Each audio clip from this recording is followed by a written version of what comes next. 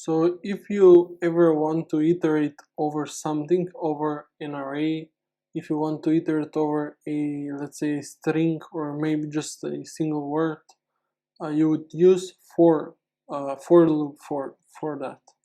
So in Swift we have the for in loop, like so. Actually, I'll just first of all put my name inside of a string, and if I want to iterate over each character, I can very easily do that with a for in loop. So in for in loop, you first of all specify for, and then you say the name of your variable, and this is the name of the basically of the character that we're going to loop through as a variable. So I'm going to say just char, and then you say in, and then whatever you're looping through, in this case a name. So in here, if I print out now, print, if I print out char, let's see what we get. And now we get all of my characters one by one in a new line. So we have char in here.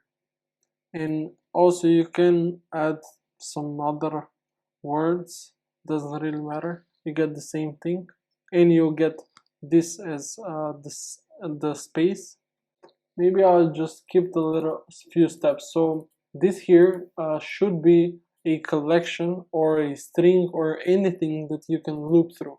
We haven't learned about arrays, that's why I'm going to specify here a range.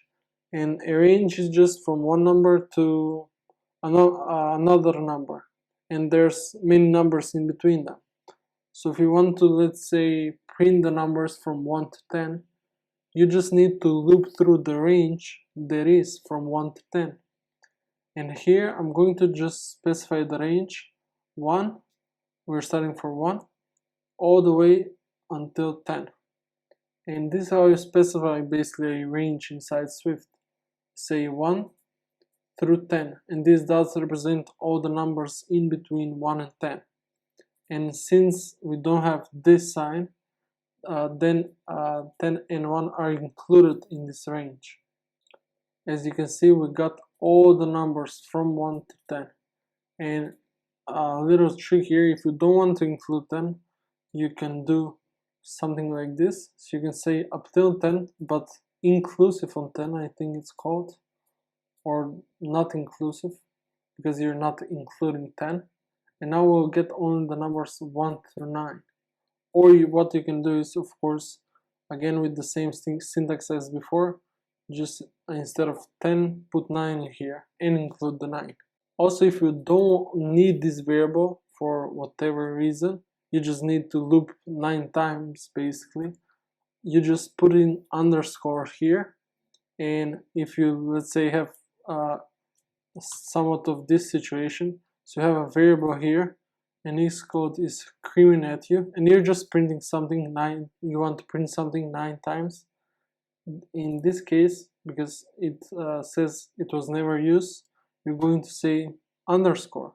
So I know that you haven't learned about arrays, at least not from my videos, since I haven't uploaded one.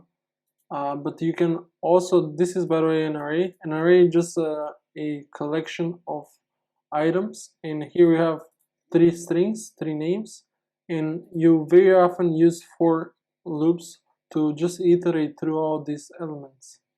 And you can do that here if you say for. Actually, I'll delete this for so it's more easy for you. For and the name of our variable that we're going to use to iterate over this array, and I'm going to say in and then names, and again this block in which we'll execute the code. And here I'll just print this name variable that we use for all these names, and here we should get Victor, Coldner, and John. And that's right, we got Victor, Coldner, and John. You don't need to know arrays for now. I'm going to cover them later in another video, but just mentioning them that this is the most common use for loops. So if you enjoy videos like this one, make sure to subscribe here, Thank you so much for watching, and peace out.